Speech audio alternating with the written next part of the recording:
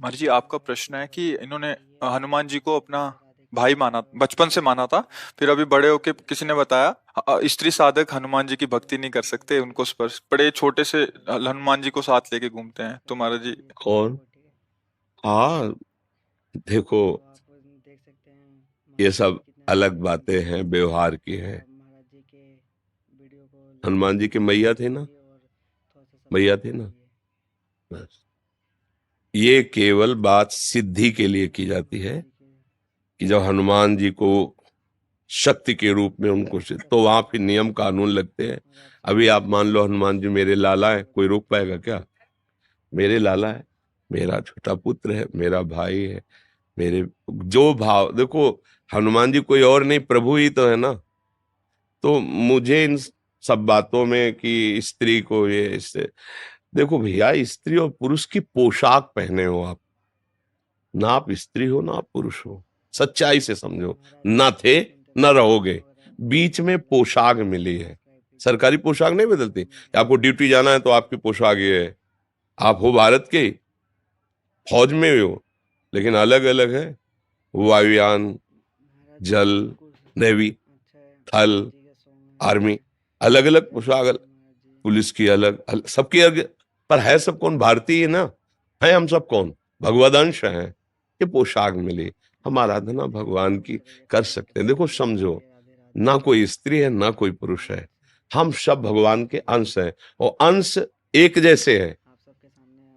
उसमें छोटा बड़ा गंदा पवित्र ये सब नहीं है, समान अंश है। भगवान सम है ना, तो उनका अंश भी सम। एक श्लोक आता है उपनिषदों में, पूर्णमदः पूर्णमिदं पूर्णात् पूर्णमुदच्यते पूर्णस्य पूर्णमादाय पूर्णमेवावशिष्यते। उस पूर्ण परमात्मा से अगर अंश निकाला जाए तो क्या बचेगा? पूर्ण। वो पूर्ण ही अंश होता है। तो हम सब परमात्मा अंश हैं। अगर हनुमान जी से ऐसी प्रीति है, प्रीति और सिद्धि में अंतर होता है, ध्यान रखना। जैसे जगदम्बा है, हमारी अम्मा है, अम्मा, अब कौन सा नियम लागू होगा? और आद्या शक्ति भगवती जगदम्बा, इनको वश में पुरखा पानी पा जाएंगे। नियम कानून से चलो, नहीं तो नष्ट हो जाओगे। समझ गए? अम्मा, तो अम्मा की गोद में बालक जैसे मलमूत्र, तो अम्मा कोई दंड देते हैं क्या? कुपुत्र जायत क्वचिदपि कुमाता न भवति। ऐसे ही हमारे सब प्रभु की से देखो, बाल ब्रह्मचारी हनुमान जी, अंजनी के लिए क्या है? पुत्र ही तो है ना। अंजनी के पास जब जाएंगे तो अंजनी क्या करेंगे? लाला, दुलार करेंगे ना। बस हनुमान जी हमारे लाला हैं, हमारे भाई हैं, हमारे पुत्र हैं। अपने भाव में रहो, सबको बताने की जरूरत नहीं है, सबको सुनाने की जरूरत नहीं है। महान भक्त हैं हमारे सामने, हनुमान जी जैसा कोई भक्त नहीं, भगवान का सेवक नहीं। और उनको हम इस भाव से भज रहे हैं, भला कहीं अमंगल हो सकता है?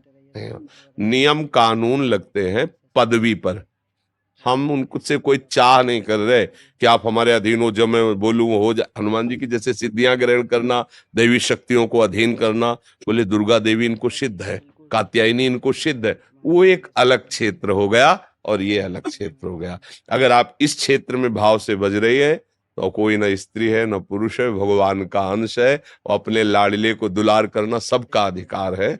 खूब भक्ति करे। ये कुछ जो अनसुनी भी करना चाहिए। महाराज जी, गंगा में थी ना, मैं अक्षय तृतीया को पंचकोशी कर रही थी, तो पंचमी स्नान पे एक स्त्री ने बोल दिया ना कि छूते नहीं है, तो इन्होंने बाल रूप ले लिया। मैंने मार्गदर्शन यही आप करवा दिया। देखो भाई, हम आपको ये नहीं कहते कि आप मंगलवार को बंधनवार लेकर हनुमान जी के मंदिर जाएं, वहां चढ़ाएं, हम नहीं कह रहे। हम ये नहीं कह रहे कि आप उन सिद्धियों की जैसे प्राप्ति की जाती है। हमारे लाला हैं, खवाओ पिलाओ दुलार करो। देखो अभी हनुमान जी राजी हो जाते हैं कि ले, इनको रामचरित्र अच्छा लगता है, भगवान की चर्चा सुनाओ, इनको सिया राम नाम कीर्तन सुनाओ, अपने भाव से मगन। हम कोई साधारण सबकी सुनोगे तो पागल हो जाओगे। कोई तो कुछ कहेगा, कोई तुम कंठी बांधे हो, सुहागवती होके कंठी बांधे हो, ये तो विधवा बांधती हैं किसी ऐसे माता बहन को। तुम तिलक लगाए हो, सुहागवती होके तिलक लगाए हो। अब क्या उत्तर उनको बताओ? ये असली सुहाग तो यही है, जो माताएं मंगलसूत्र नहीं जैसे धारण करती, ऐसे ये कंठी हमारे लिए हरि की प्रति मंगलसूत्र है, तिलक, ये जो ये सुहाग भरे हैं, हम हरि के हैं। अब ये बातें अध्यात्म और भाव की जगत में जो व्यवहार में वो नहीं समझेंगे, नहीं मानेंगे, हमें उनकी बात नहीं सुननी, हमें अपने भाव से। कर्माबाई जी रोज खिचड़ी 3 बजे बनाकर जगन्नाथ जी को अपने हाथ से पवाती। पहला काम था उठकर खिचड़ी बनाना और प्रभु को पवाना। एक दिन सुबह स्नान करने जा रही थी, सूर्योदय हो गया था, तो एक संत भगवान मिले, तो उनका कर्माबाई सूर्योदय हो गया, तुम भगत हो, अब स्नान करने जा रहे हो, जल्दी जगा करो। तो उनका जग तो बहुत जल्दी गई थी, पर वो खिचड़ी बनाई, ठाकुर जी को भोग बनाया और पवाया, फिर स्नान कर। अरे कितना बड़ा अपराध कर रहे हो तुम, ठाकुर जी को बिना स्नान किए भोग बना, ये तो घोर अपराध है। अच्छा महाराज, पहले स्नान फिर तिलक फिर ऐसा जो नियम है। खिचड़ी बनाई, लगभग सुबह होने जा, बुलाया ठाकुर जी, एक कौल पाया, उधर पर्दा हटने वाला था, अंतर्ध्यान होकर वहां पहुंच गए, खिचड़ी लगी थी मुख में। तो उनका जय जय, अभी तो पर्दा खुला है, भोग तो पधरा नहीं आपके मुख में। तो उनका एक महात्मा ने ना, बड़ा नियम कानून वाला है, समझा दिया हमारी कर्माबाई को। अब वो स्नान आदि करने में विलंब करके, वो वैसे मैं रोज जाता था पाता, तो आज एक ही कौल पाया और भाग आया, आचमन भी नहीं कर पाए। तो तुम ऐसा है, उन माता जी को बता दो जाके कि जो जैसी भावना से चलता मैं वैसे ही मिलता हूँ। ये था माम प्रपद्यन्ते तास्तते हुआ। वो संत जी अपनी भावना से नियम से चले, उनसे कह दो सुबह जैसे करती थी वैसे करके मुझे भोग लगाए। समझ रहे ना, अपने प्रभु हैं, अपने लाडले हैं, हमको इस जन्म में भगवत प्राप्ति करनी है। भक्त का चरण आश्रय लेकर भगवान का चरण आश्रय, ये 2 ही प्रकार हैं जिनसे भगवान की प्राप्ति होती है। तो आप चाहे प्रभु मान लो, चाहे महान भक्त मान लो, चाहे उनको अपना पुत्र मान लो। जब भगवान को पुत्र माना तो देखो अखिल लोकों का पिता नंद भवन में घुटने के बल चल रहा है नहीं? अयोध्या नरेश महाराज चक्रवर्ती सम्राट दशरथ जी के आंगन में रुंझुन करते हुए डोला कौन? अखिल लोकों का माता पिता स्वयं वो है।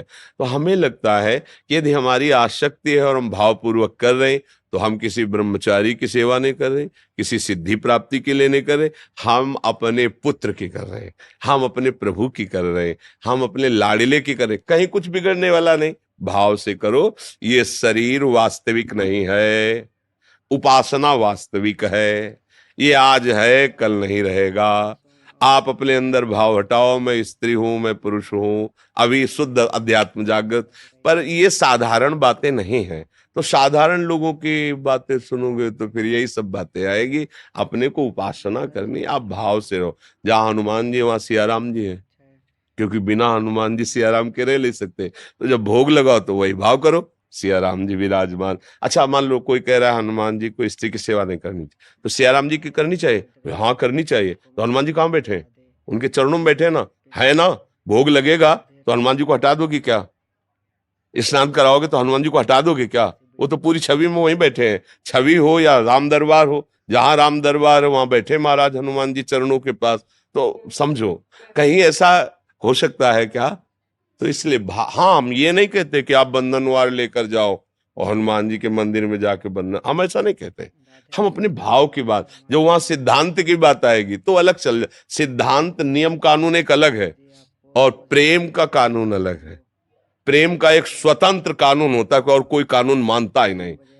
कृपा करके हमें भगवत उपदेश किए हैं जिससे हमारे सारे दोष नष्ट हो जाए। कह रहे हैं कि इस संसार में कैसे जाना जाए कि आदमी नरक जाएगा, अपने को कैसे जाना जाए कि हम नरक जाएंगे।